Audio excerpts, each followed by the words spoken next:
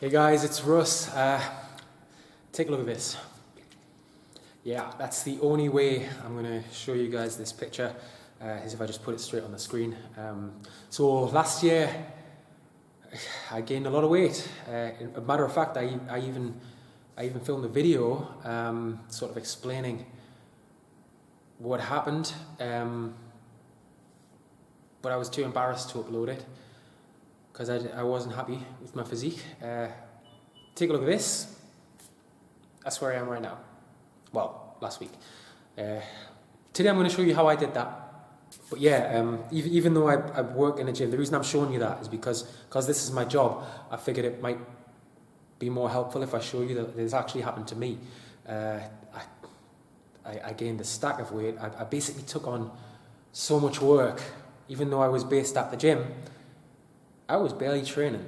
I was working 12-hour days, going home, just eating whatever I could, and I could hide my physique under a big hoodie. Anyway, so I've managed to just turn things around. I'm going to show you how I did that today. This is a step-by-step process. This is actually on my website. You can follow it along. I'll link to it in the description so you can get a bit more detail on each step. But for the purpose of today's video, I'm just going to run through exactly how I set up my nutrition plan to get me from there to there. Okay, so the first thing we have to do is get ourselves a target. We need something to aim for. I find that if you don't, then you're kind of just training and it's very easy to fall off. Even if you really want to achieve something, if you're not aiming for something specific with a deadline, so easy to get into a negative mindset and to fall. I've done it myself. So for me, and this is going to sound funny, but for me, if you follow my social media, you'll know, huge Stallone fan. It's kind of what got me in the gym in the first place.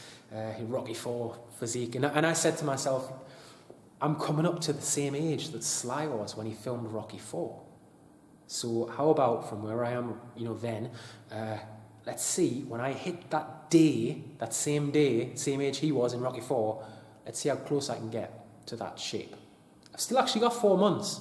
Yeah, I'm on the way, but obviously I'm going to do it without taking vitamin S. Oh, hang on. But I'm just, that was my target. So I've got my set day that I got to hit, and the set shape that I want to be in on that day.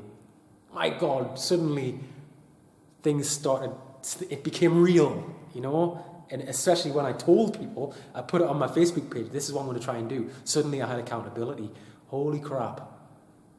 Now, it got serious. It was in here and in here. We also need some nutritional targets that we can stick to as well. So this is how I set them up. The first thing I did, and probably the most valuable thing I did, which no one ever does, I took 1 week to record my current calorie intake. Even though I knew my diet sucked. But that gave me my starting point. If you don't track, you don't know. So rather than just getting a diet out of a muscle building magazine and hoping for the best, what I did was tracked everything, even though I knew it was bad, got to the end of the week, worked out my average daily calorie intake. Suddenly I know if I eat that much, this is what I look like. Or that's what I look like. Now I had a starting point. I knew I had to get under this because I wanted to lose fat. I wanted to lose weight. Quite a considerable amount of weight, to be honest. Second thing we did, we needed to break up those calories and see how much we're getting from protein, carbs, and fat. Does it even matter? Well, yes. If you watched this video, I covered how much protein you need to eat per day to maximize the work that you're doing in the gym. Obviously, we want to maximize it. That figure is 1.2 grams of protein per pound of body weight. That's the figure that I used. And that's based on the results of a meta-analysis in the British Journal of Sports Nutrition. Back in 2018, they looked at the full available body of research for the protein requirements for athletes in the gym. And they discovered that the muscle building effects kind of max out at about 1.18 grams per pound. So 1.2 is what I go with. No real need to go any higher than that, to be honest, despite what all these supplement gurus tell you. So for my target, 180 pounds, that gave me a target of protein per day of about 217 grams. Obviously apply that to whatever your target is. Okay, 1.2 grams per pound. That was my system. Next up, fat. Hugely important. Fat's going to help regulate our hormones. It's going to help us take advantage of that protein and that training that we're doing. Studies on this one, they suggest we need a minimum of 0.3 grams per pound of body weight. I don't like to use that as my target because I don't think you should be aiming for the bare minimum. What if you come under? I like to go a bit higher. I'll go with about 0.5 grams of fat per pound of body weight. 180 pounds, that's about 90 grams of fat per day. Again, apply it to you, to your goal physique. Next up, carbohydrates. Carbohydrates are the fun one. They're the one that we can tinker with. As we know, we need to be getting into a consistent calorie deficit, and your body's going to adapt as you go. You'll start off losing weight, and then it will slow down your metabolism. It will figure out how to survive on the new amount of calories, and you will have to create another calorie deficit. And when you're at that stage, you've got two choices, my friends. You either burn more calories off, add a bit of cardio in. I like to do 10k steps a day, minimum. But another way you can do it is just remove more calories from your diet. Make another small cut of about 100, 150 calories. And we do that by taking carbs away. So, to set my initial carb target, I knew exactly where I was because we've got our calories that we're having. I would then remove the calories I'm spending on protein, remove the calories I'm spending on fat. That's how many I've got left to spend on carbs. Of course, straight out of the gate, I want to be in a deficit immediately, so I'm going to take another 100 to 200 calories away, and then that's what I've got left to spend on carbs. Because now immediately I'm in a deficit compared to that old diet which sucked. So not only have I optimized everything, but I'm now coming in under as well, so I should see results immediately, and that always helps, I think, psychologically. So that's what I did. Every time I hit a sticking point, which was about every 4 to 6 weeks, things began to slow down. I'd remove about 100 to 150 calories in the form of carbs, and because we know we want to protect our protein and we know we want to protect our fat, and we can strip away those carbs until we get to where we want to be. And that's what I did.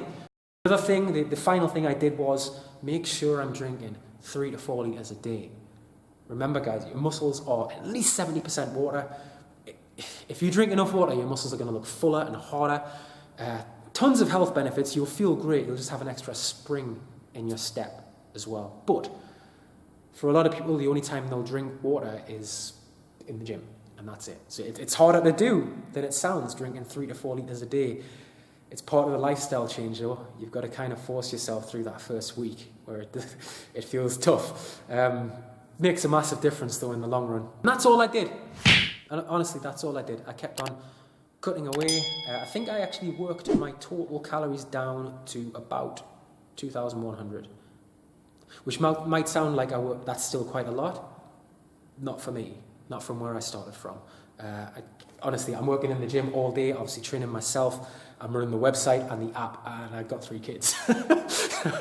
So that's not a lot for me, but I've been cutting away at that. Next thing for me, I've still got like 4 months left. So I'm going to slowly reverse diet. I'm going to try to work some more calories in. Same process. A lot of people get to where they want to be, bump everything back up and regain what they lost. Don't do that.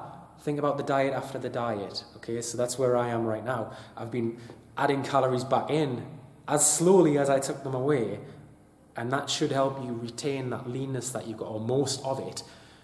But the main benefit is when you go to do that next cut, again, you're cutting from a higher amount of calories. It's easier, plus you're starting from a position where you're more lean anyway than you were. So I hope this helps.